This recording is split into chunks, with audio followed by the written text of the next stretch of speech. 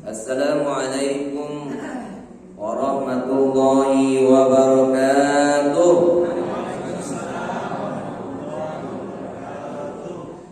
Alhamdulillahi rabbil alamin. Wassalatu wassalamu ala asyrafil anbiya'i wal mursalin sayyidina wa nabiyina wa habibina wa syafi'ina wa zuhrina Muhammadin wa ala alihi wa sahbihi rasulillahi ajma'in. Asyhadu an la ilaha illallah wahdahu la syarika lah wa asyhadu anna Muhammadan abduhu wa rasuluh sallallahu alaihi wasallam la nabiyya ba'da. Subhanaka la ilma lana illa ma 'allamtana innaka antal alimul hakim. Rabbi shrah li sadri wa yassir li amri wahlul 'uqdatam min lisani yafqahu qawli. Yang saya muliakan orang tua kami, Bapak Ibu jemaah Masjid As-Sakinah, jemaah Fardu Subuh yang dimuliakan Allah. Mari kita bersyukur kehadirat Allah Subhanahu wa taala. Bersyukur dengan alhamdulillahi rabbil alamin. Dengan izinnya pada subuh Ramadan yang keempat, kita masih diberikan oleh Allah badan sehat. Mudah-mudahan diberkati umur kita, diberkati rezeki kita, sehingga kita bisa melaksanakan ibadah puasa selama di bulan suci Ramadan ini. Mudah-mudahan kita menjadi orang-orang yang muttaqin. Bersalawat buat Nabi Allah Muhammad sallallahu alaihi wasallam. Allahumma shalli ala sayyidina Muhammad wa ala ali sayyidina Muhammad. Assalamu alayka ya Rasulullah. Kita mulai majlis ilmu ini dengan membaca bismillah. Bismillahirrahmanirrahim. Kajian kita subuh hari ini tentang Ashabul Kahfi. Sudah pernah dengar ceritanya belum? Udah? Oh iya. Yang sudah alhamdulillah, yang belum menambah. Baik Bapak Ibu orang tua kami yang dimuliakan Allah Subhanahu wa taala. Dahulu di zaman Khalifah Umar bin Khattab, datanglah 3 orang pendeta Yahudi. Dan 3 orang pendeta ini sengaja datang ingin menguji Umar. Ketika dia datang, wahai Amirul Mukminin, kami bertiga ini datang ingin menanyakan beberapa hal kepadamu. Sekiranya engkau bisa menjawab pertanyaan dari kami, berarti benarlah Muhammad itu seorang Rasul dan benarlah agama Islam itu. Tapi apabila engkau tidak bisa menjawab pertanyaan dari kami, maka jangan engkau katakan Muhammad itu adalah seorang Rasul dan Islam itu agama yang benar. Itu tantangannya Bapak. Kalau bisa jawab betul Muhammad itu seorang Rasul dan Islam itu agama yang benar. Jika tidak, maka jangan katakan Muhammad itu seorang Rasul dan Islam itu agama yang benar. Baiklah, apa yang ingin kalian tanyakan? Pertanyaan kami yang pertama, kapan pintu langit itu dikunci oleh Allah? Dan bagaimana cara membukanya? Yang kedua, jelaskan kepada kami kuburan yang bisa berjalan bersama dengan penghuninya. Yang ketiga, ceritakan kepada kami 5 makhluk yang berjalan di muka bumi, tapi dia tidak terlahir dari induknya. Yang keempat, ceritakan kepada kami tentang pemuda yang bersembunyi di dalam gua yang lari dari penguasa yang zalim. 4 pertanyaan. Akhirnya Bapak Ibu, Umar tertunduk. Diakui memang Umar tidak bisa jawab. Karena posisi Umar bukanlah untuk menjawab pertanyaan seperti itu. Kita ini masing-masing punya keahlian yang berbeda-beda. Ada yang tukang bangunan, ada yang tukang cor, ada yang tukang cat, ada yang mekanik kan, ada yang tukang ceramah kan begitu. Masing-masing sudah punya porsinya masing-masing. Umar bukan itu porsinya Bapak Ibu. Tertunduk Umar terdiam, tak berbicara. Akhirnya 3 orang pendeta ini ketawa deh, merasa senang. Kenapa? Memang Umar tak bisa jawab. Betul, Islam itu bukanlah agama yang benar, dan Muhammad itu bukanlah seorang rasul. Jingkrak mereka, senang nanti melihat keadaan Umar yang tertunduk diam Bapak Ibu. Akhirnya Salman Al-Farisi yang ada di situ minta izin. Wahai Amirul Mukminin, izin aku sebentar, aku mau keluar. Tunggu sampai aku pulang. Kemana Salman Al-Farisi? Pergi menemui Sayyidina Ali karramallahu wajhah. Ketika sampai di rumah Ali, ada apa? Sekarang ini ada tamu 3 orang pendeta Yahudi datang menemui Amirul Mukminin. Terus mereka bertanya beberapa soalan, tapi Umar tak bisa jawab. Tantangannya, apabila Umar tidak bisa menjawab, maka jangan katakan Islam itu agama yang benar. Jangan katakan Muhammad itu adalah seorang rasul. Engkaulah yang akan menjadi penyelamat agama Islam ini, wahai Ali. Mendengar demikian Bapak Ibu, Ali langsung mengambil burdahnya atau sorbannya peninggalan Rasulullah, dibawanya segera. Sampai di rumah Sayyidina Umar masih ada tamu itu tadi. Ketika itu Umar ketika melihat Ali dipeluknya, Pak. Ali, engkaulah yang akan menjadi penyelamat agama Islam ini, Ali. Ada apa Amirul Mukminin? 3 tamuku ini datang bertanya kepadaku, tapi aku tidak bisa menjawabnya. Kalau tidak bisa menjawab pertanyaan dari mereka, Ali, maka mereka katakan, jangan katakan Muhammad itu seorang rasul, dan jangan katakan Islam itu agama yang benar. Baiklah. Akhirnya Bapak Ibu, apa kata Umar? Wahai saudara Yahudi, aku akui tidak bisa menjawab pertanyaan dari kalian. Angkat tanganlah. Tapi saudaraku ini, Ali, dia bisa menjawab pertanyaan dari kalian. Bagaimana? Oh, tak apa-apa, silakan saja. Kan begitu. Orang yang agak sombong itu kan begitu. Silakan saja. Boleh, boleh. Apa kata Ali? Wahai saudara Yahudi, Rasulullah Muhammad sallallahu alaihi wasallam mengajarkan kepada aku 1000 ilmu. Setiap satu ilmunya, cabangnya 1000 pula. Berapa ilmu Ali itu, Pak? 1.000.000.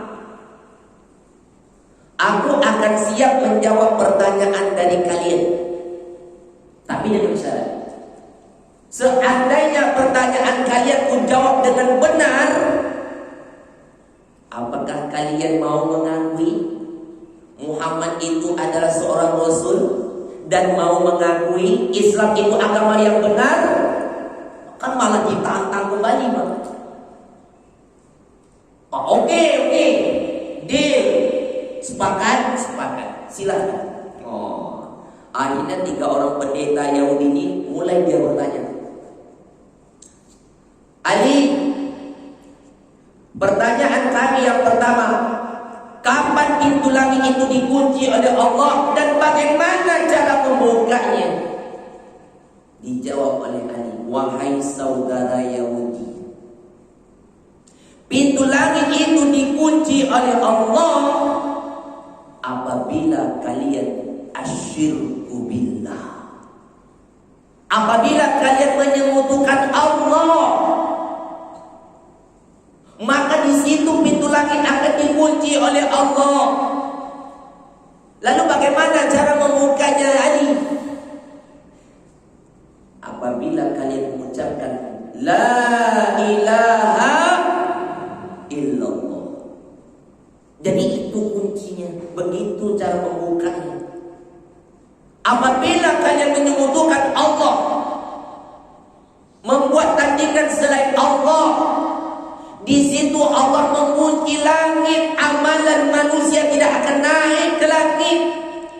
Lalu bagaimana cara membukanya? Dengan kalimat La ilaha illallah. Selagi La ilaha illallah itu dikumandangkan, maka pintu langit akan senantiasa dibuka. Kaget Pak.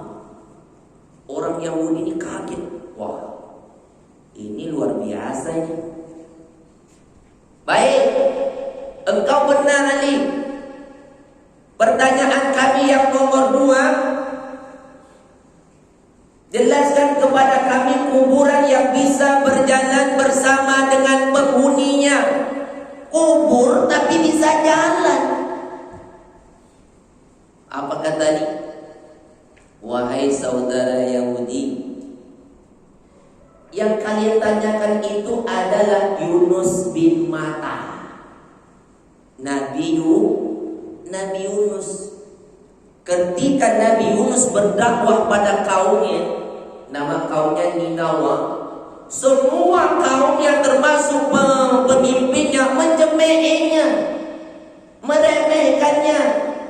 Bahkan Nabi Yunus sudah berusaha mengajak kepada tauhid, mereka tidak mau, bahkan meremehkannya. Di situ Nabi Yunus berdoa kepada Allah. Nabi Yunus minta supaya Allah turunkan azab. Allah kasih jawaban. Apa kata Allah? 30 hari. Rupanya sampai hari yang ke-29 azab tak turun. Akhirnya Nabi Yunus pergi, Bapak Ibu, meninggalkan kaumnya tanpa seizin Allah, dalam keadaan kesal, marah, pergi. Naik kapal nelayan, numpang, tiba di pertengahan laut, muatan syarat, terjadi badai dan gelombang. Di situ harus ada muatan yang dibuang, sudah dibuang barang-barang semuanya, masih juga hampir tenggelam, maka harus manusia yang dibuang. Akhirnya diundilah siapa-siapa yang akan dibuang, termasuk Nabi Yunus.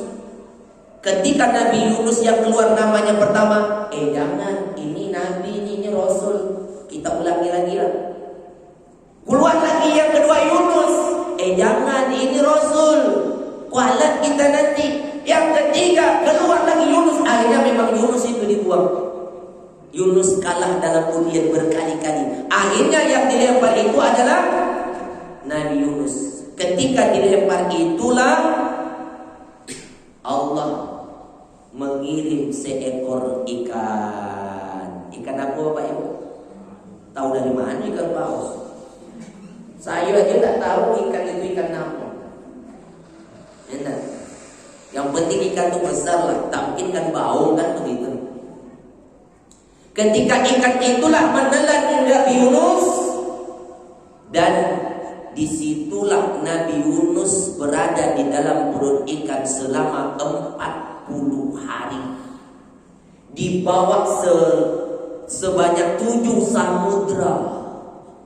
Maka Allah katakan, wahai ikan, sesungguhnya Yunus itu bukanlah jatah makananmu. Jangan engkau remukkan tulangnya, jangan engkau rusakkan sedikit pun kulitnya. Biar dia berada di dalam perutmu sampai hari yang ditentukan. Oh, itu dia. Maka inilah Bapak Ibu, kuburan yang bisa berjalan bersama penghuninya Nabi Yunus di dalam perut ikan. Apa yang dilakukan oleh Nabi Yunus? Maka disitulah Bapak Ibu, Nabi Yunus mendengar ada bunyi-bunyian, suara-suara bertasbih. Nabi Yunus berkata, ya Allah, itu bunyi apa itu ya Allah? Itulah makhluk makhluk ciptaanku, ikan dan batu karang itu senantiasa bertasbih kepadaku. Maka disitulah Nabi Yunus bertasbih juga. La ilaha illa anta subhanak inni kuntu minadh dhalimin. Coba. Falaula annahu kana minal musabbihin, sekiranya Yunus itu tidak bertasbih kepadaku, lalabisa fi batnihi ila yaumi yub'atsun, tentu dia akan terkubur di dalam perut ikan sampai hari kiamat. Tapi ketika Nabi Yunus bertasbih, itulah Allah perintahkan ikan, keluarkanlah Yunus. Maka Nabi Yunus dimuntahkan. Maka dari itu Bapak Ibu orang tua kami Allah Subhanahu wa taala, pada hari sebenarnya hari ke-30 badai itu datang bencana, maka orang-orang pengikut penduduk Ninawa ini ketika melihat bencana hari yang ke-30 itu terjadi, mereka berbondong-bondong keluar dan minta ampun kepada Allah dan siap bertaubat. Tapi ketika itu kan Yunus kan dah pergi. Tapi ketika hari ke-30 itu mereka bertaubat, Allah tunda azab. Maka ketika Nabi Yunus kembali, kaumnya sudah siap beriman dan mau menerima Nabi Yunus. Bayangkan, kita hanya menyampaikan saja. Soal hidayah bukan urusan kita. Contoh Nabi Yunus ketika hari yang ke-29 dia pergi, hari 30 kaumnya siap beriman. Ketika hari sudah ke-40 Nabi Yunus keluar dari perut ikan, kembali kepada kaumnya sudah beriman. Itu dia. Wah, kaget Pak. Orang Yahudi ini saling lirik-melirik. Wah, ini cerdas ini. Engkau benar ini. Pertanyaan kami yang ketiga, jelaskan kepada kami 5 makhluk yang berjalan di muka bumi tapi tidak terlahir dari induknya. Yang pertama Adam alaihissalam. Yang kedua Siti Hawa. Yang ketiga onta Nabi Soleh. Onta Nabi Soleh ini keluar dari batu Bapak Ibu, celah batu. Ya. Ketika Nabi Soleh itu sudah diangkat menjadi Rasul, kaum-kaumnya, Soleh, kalau betul engkau ini seorang Rasul, engkau pasti punya mukjizat. Buktikan kepada kami apa mukjizatmu. Baiklah kata Soleh, apa yang ingin kalian minta? Baik, Soleh, kalau betul engkau punya mukjizat, keluarkan onta dari celah batunya Soleh. Tapi bukan seekor, 2 ekor. Baiklah. Akhirnya Nabi Soleh sholat 2 rakaat, berdoa, keluar onta yang satu besar, yang betina induknya, yang satu kecil anaknya. Kaget. Padahal itu mukjizat. Tapi hanya sedikit yang mau beriman. A'anzartahum am lam tunzirhum? Apapun yang kamu sampaikan kebenaran, mereka tak akan mau beriman. Padahal sudah nampak mukjizat keluar. Inilah yang ketiga tentang onta Nabi Soleh, keluarnya dari batu. Yang keempat, tongkat Nabi Musa yang berubah menjadi ular. Ular itu pun tidak terlahir dari induknya, muncul sendiri. Yang kelima adalah kambing pengganti leher Nabi Ismail, Isa pula. Inilah kadang. Jadi 5 ini. Akhirnya Bapak Ibu, 2 di antara 3 pendeta tadi langsung bersyahadat, asyhadu alla ilaha illallah wa asyhadu anna Muhammadan abduhu wa rasuluh. Tunggu, 1 orang pendeta lagi. Masih ada 1 lagi ini. 2 orang kawanku mungkin sudah terpengaruh dengan jawabanmu sekarang ini. 1 lagi, coba dijelaskan. Kisah pemuda yang bersembunyi di dalam gua yang lari dari Baik, wahai saudara Yahudi, akan aku ceritakan kisahnya sesuai yang ada di dalam Al-Quran. Ali, kalau engkau mau ceritakan dalam Al-Quran, kami sudah tahu, Ali. Kami ingin engkau menjelaskan secara detail. Kalau betul Muhammad itu telah mengajarkan kepada, menjelaskan kepada kami secara detail. Baiklah, kata Ali, aku ikut keinginan kalian. Dari mana mau kalian mulai? Kan malah ditantang lagi, Pak. Dia minta secara detail kisahnya, dari mana kalian mau mulai? Ali, di manakah peristiwa itu terjadi? Wahai saudara Yahudi, peristiwa itu terjadi di kota Efesus. Kota Efesus itu terletak antara Turki dan Yordan. Sekarang Efesus itu berada di dalam negerinya Turki. Dulu kota Efesus ini ada seorang raja yang baik, raja yang soleh, memimpin Efesus dengan bijaksana. Ketika raja Efesus ini meninggal dunia, dan kabar meninggalnya itu didengar oleh seorang raja dari Roma yang menyembah berhala, namanya Dikianus. Maka Dikianus mengerahkan seluruh pasukan tentaranya menyerang, menaklukkan kota Efesus, sehingga kota Efesus itu bisa ditaklukkan. Dan Raja Dikianus membangun istana yang sangat megah. Tunggu dulu, Ali. Jelaskan kepada kami, istana yang dibangun Raja Dikianus itu terbuat dari apa? Luasnya berapa? Panjang dan lebarnya berapa? Tiang-tiang yang menyanggah istana itu berapa?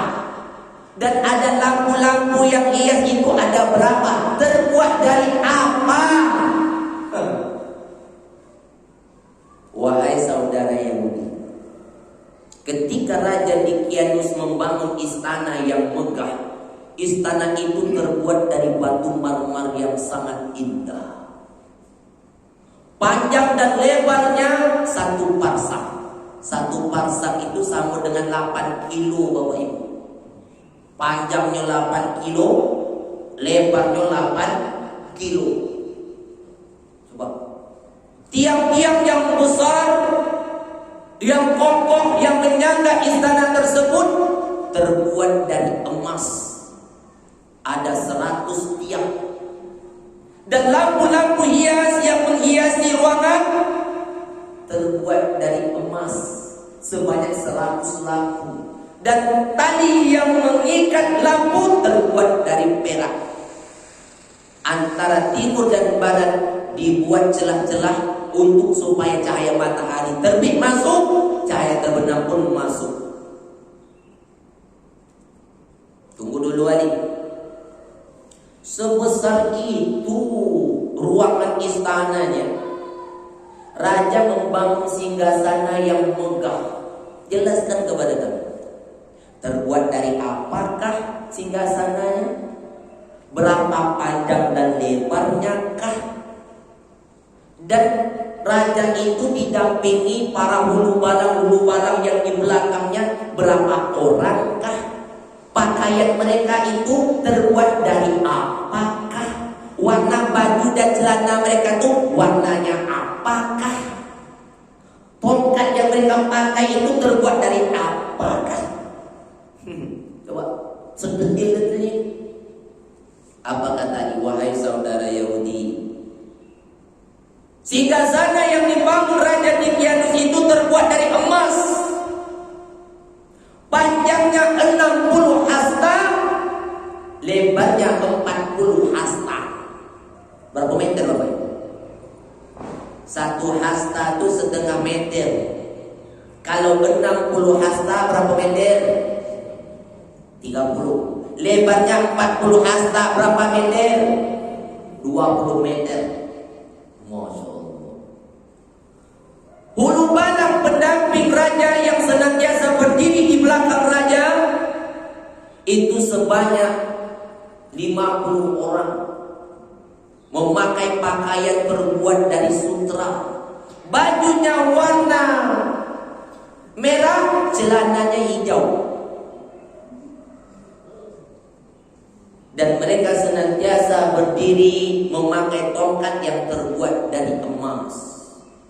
Tunggu dulu aja.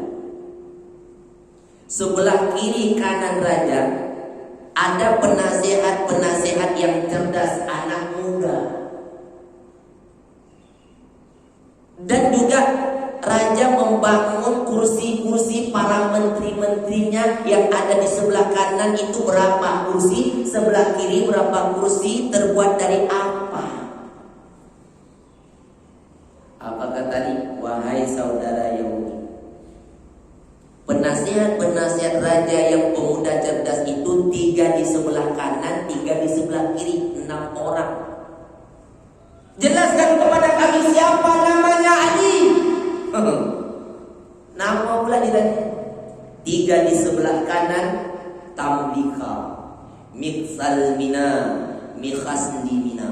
Yang sebelah kiri, Martelius, Jalidius, Sidarlius. Apa Bapak Ibu?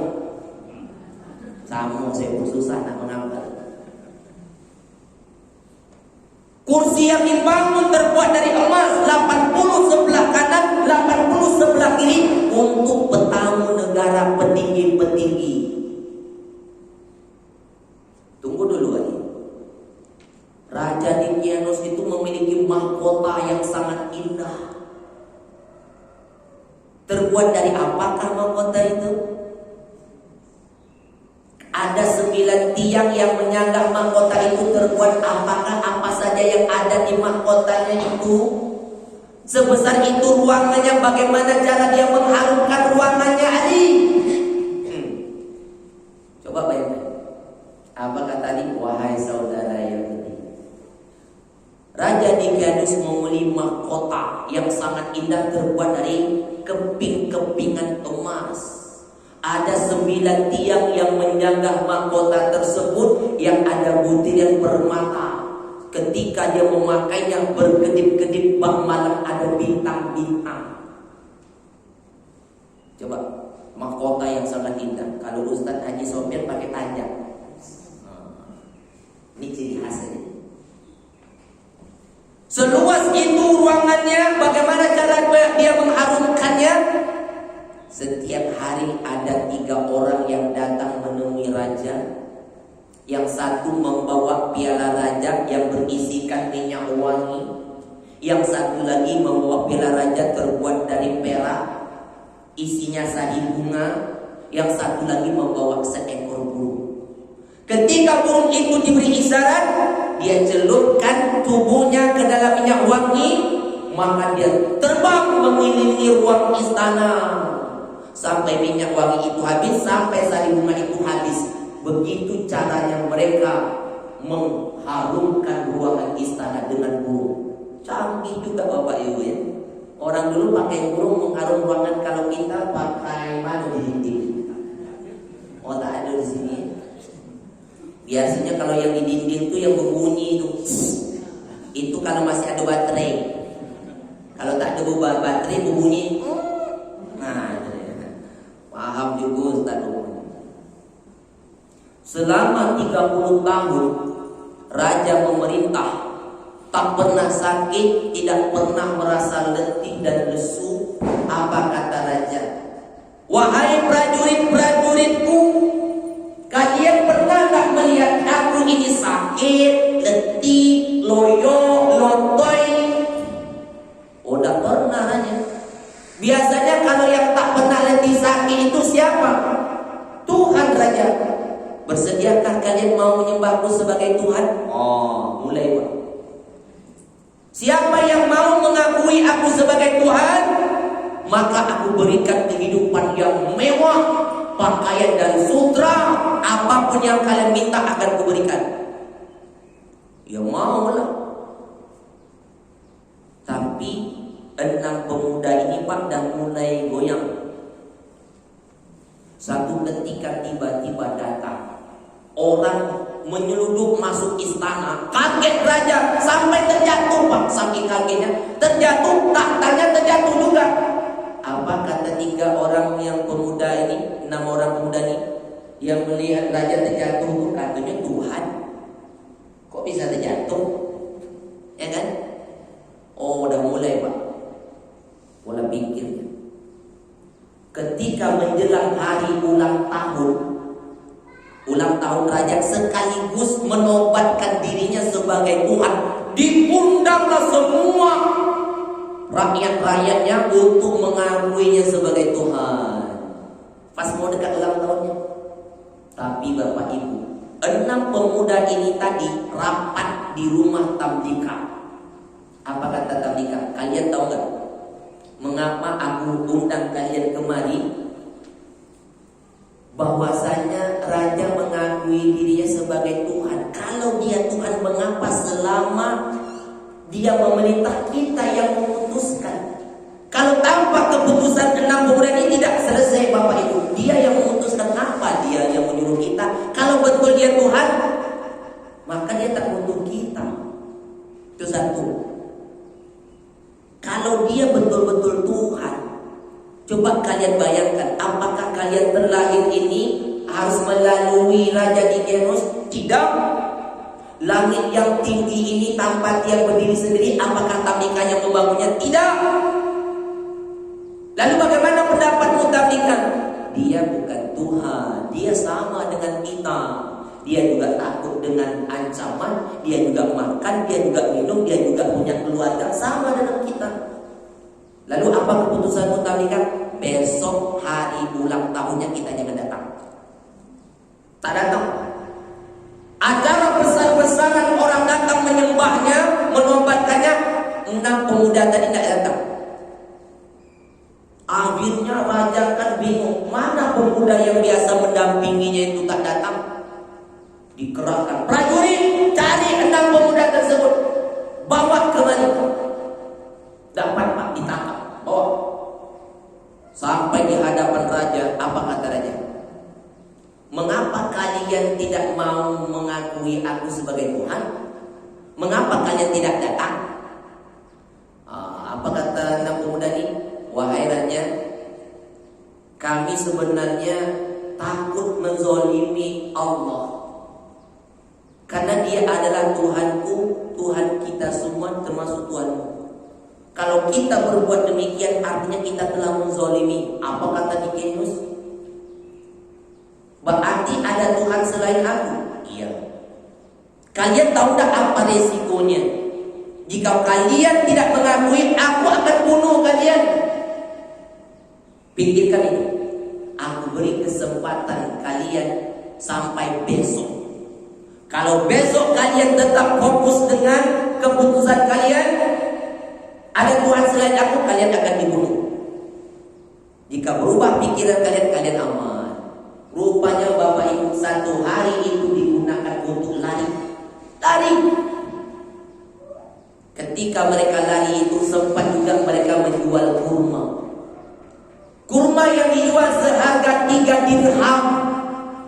Kalau duit kita sekarang 1 dirham itu lebih kurang 75.000. Kalau kali 3, 225. Coba lari mereka sejauh-jauhnya.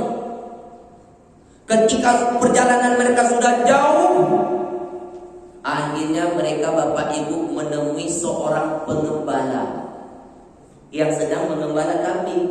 Disitulah mereka berenam bertanya, wahai pengembala, kami ini dari jauh musafir yang kehausan, kira-kira ada tak minuman untuk kami? Ada. Jangankan minuman, susu pun akan kuberikan kepada kalian. Tapi nampaknya kalian ini bukan orang-orang sembarangan, bukan orang biasa. Nah, kelihatannya nampak Pak orang biasa hidup mewah senang kan? Tapi dia datang dalam keadaan letih. Iya, kami ini sebenarnya penasihat Raja Dikaenos. Selama dia memerintah, kamilah yang mendampingi. Tapi ketika dia mengaku dirinya sebagai Tuhan, kami tak mengakuinya, kami lari. Kami ingin cari di mana tempat persembunyian yang aman, kalau tidak kami dibunuhnya. Kata pengembala ini, aku tahu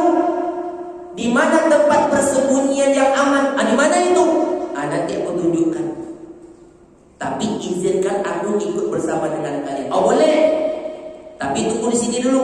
Aku antarkan gembalaku ini kepada tuannya dulu. Dibawanya Pak. Gembalanya pulang dulu, diantar kepada majikannya. Akhirnya pengembala ini datang kembali dengan membawa seekor anjing. Maka Tabdika bertanya, wahai pengembala, mengapa kau membawa seekor anjing? Khawatir nanti anjing ini akan membocorkan rahasia kita. Oh, jangan khawatir, tak apa-apa. Rupanya anjing ini Bapak Ibu Allah ilhamkan bisa ngomong. Apa kata anjing? Wahai kalian jangan khawatir, aku juga diutus oleh Allah untuk ikut bersama kalian. Kaget Tabdika Bapak Ibu. Wahai pengembala, siapa nama anjingmu ini? Kata pengembala itu, namanya Kitmir. Siapa Bapak Ibu? Kitmir. Nah, inilah anjing Ashabul Kahfi. Jadi besok jangan asal sebut nama anak yo.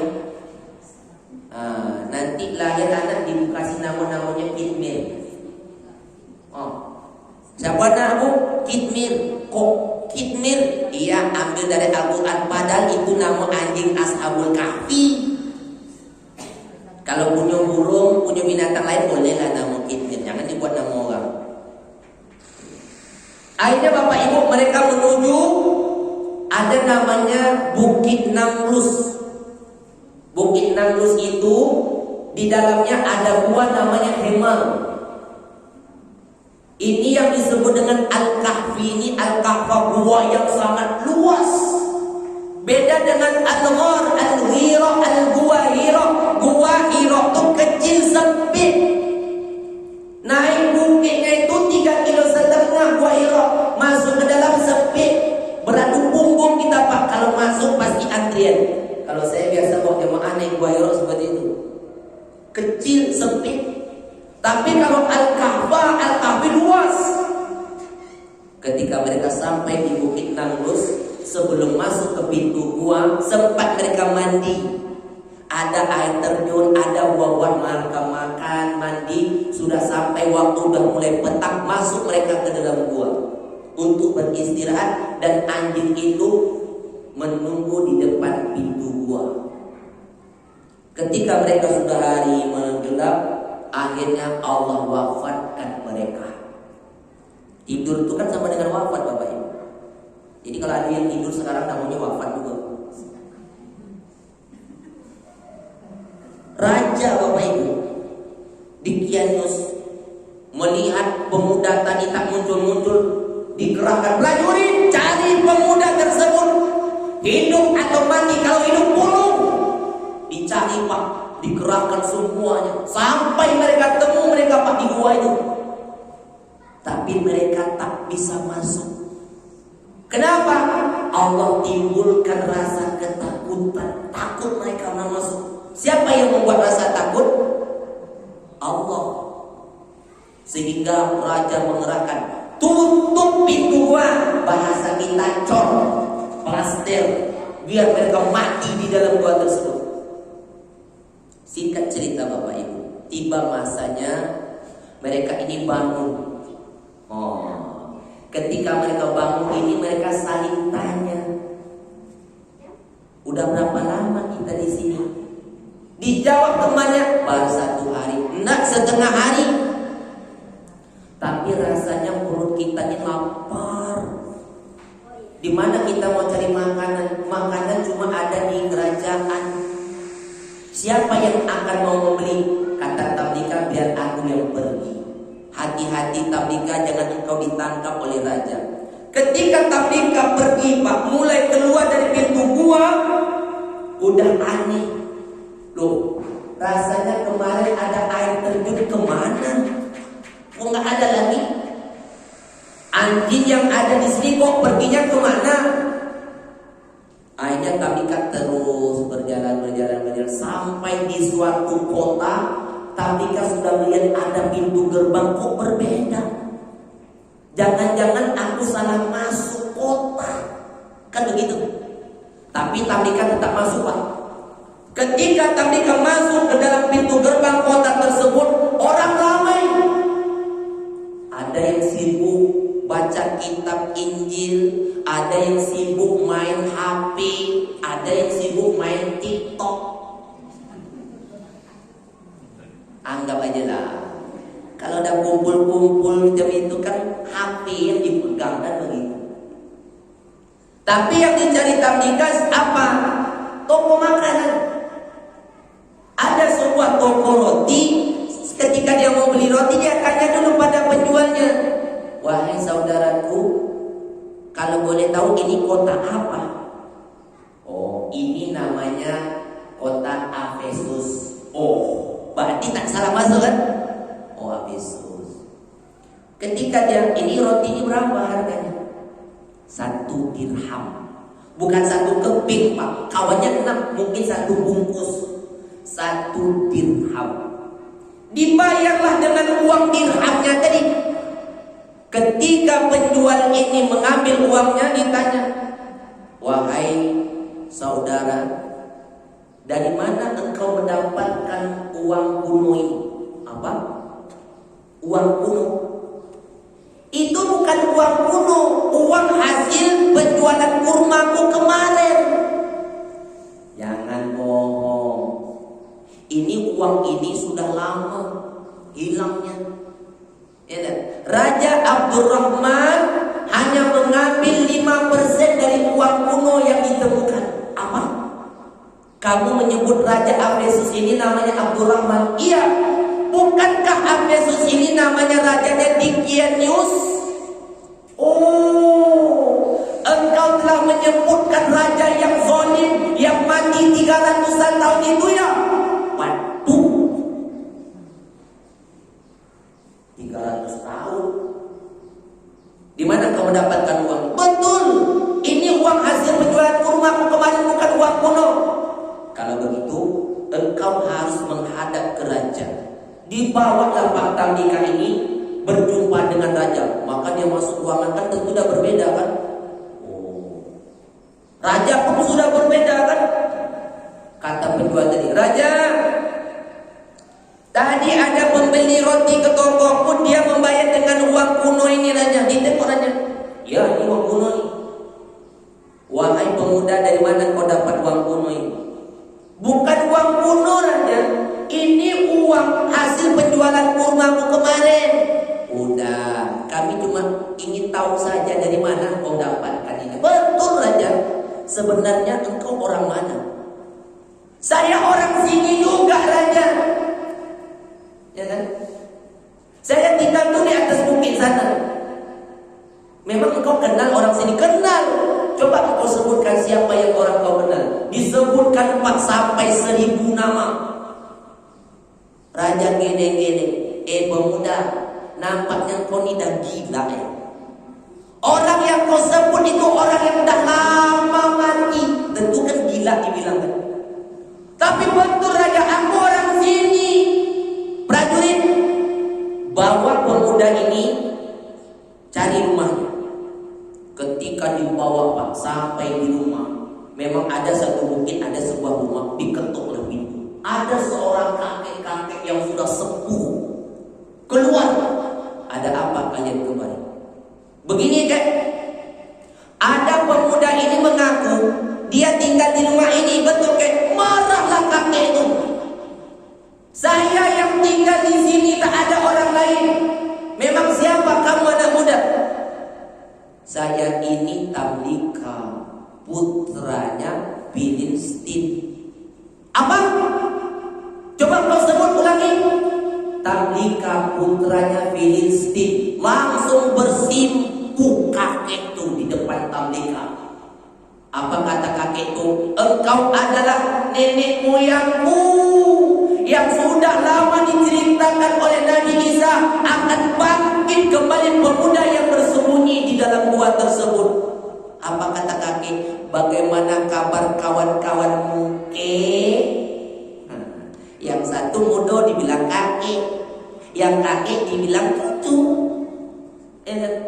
Alhamdulillah mereka baik-baik. Heboh.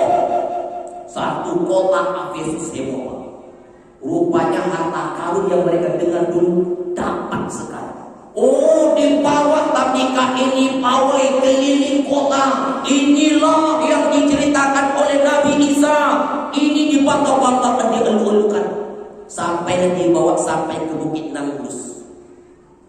Apa kata tabika? Kalian semua tunggu di bawah saja. Kita lewatkan sekitar 5 menit lagi Bapak Ibu ya. Boleh? Coba. Kalian jangan ikut, biar aku aja yang bawa. Nanti temanku keluar. Nanti kawanku kaget, kalian ini pengikut Raja Dickianus. Akhirnya tabikalah naik pak ke atas bukit sambil membawa roti tadi. Mungkin pintu gua ada di sebelah sana, tak tahu mereka kan. Ketika tabika masuk, kawan-kawannya gembira pak menyambut tabika. Bagaimana perjalanan tabika? Aman? Oh, bukanlah aman lagi. Aku kaget sekaget-kagetnya. Ada apa tabika? Udah, jangan ngomong dulu. Kalian kan lapar, makan dulu. Kasih kau tuh makan dulu kan. Sambil makan itu ditanya, kalian tahu gak udah berapa kita di sini? Ya 1 hari atau setengah hari tabika. Kita di sini sudah selama 309 tahun. Coba. Nanti Bapak Ibu lihat surat Al-Kahfi ayat yang ke-25. Jumlah mereka surat Al-Kahfi ayat yang ke-22. Buka nanti surat Al-Kahfi, baca artinya. Jumlah mereka 6 pemuda, 1 pengembala dan 1 ekor anjing. Berapa totalnya? 8 ya. 6 pemuda, 1 pengembala, 1 ekor anjing, 8. Betul yang kau katakan ini tabika? Iya. Raja sudah berganti. Sekarang mereka sudah menunggu kita di bawah. Ayolah kita sama-sama menunggu mereka. Oh, kawannya semua tabika. Kita sudah melihat kebesaran Allah. Kita merasa di sini cuma 1 hari atau setengah hari. Tetapi kita sudah ditidurkan di sini selama 309 tahun. Allahu Akbar. Kita jangan turun. Nanti mereka mengkultuskan kita, mendewa-dewakan kita. Nanti berubah akidah mereka lagi. Maka kita minta kepada Allah, semoga Allah tutup pintu gua ini, dan kita minta kepada Allah semoga kita dicabutkan kembali. Akhirnya Bapak Ibu mereka tak turun. Prajurit tadi heboh keliling cari-cari tak ketemu. 1 minggu mencari tak jumpa. Maka dibuatlah di atas bukit itu tempat ibadah. Sama dengan kita kalau pergi ziarah umroh, ada namanya Jabal Uhud. Di situ sekarang buat masjid Uhud. Kenapa dibuat masjid? Ada sejarah perang Uhud. Begitu.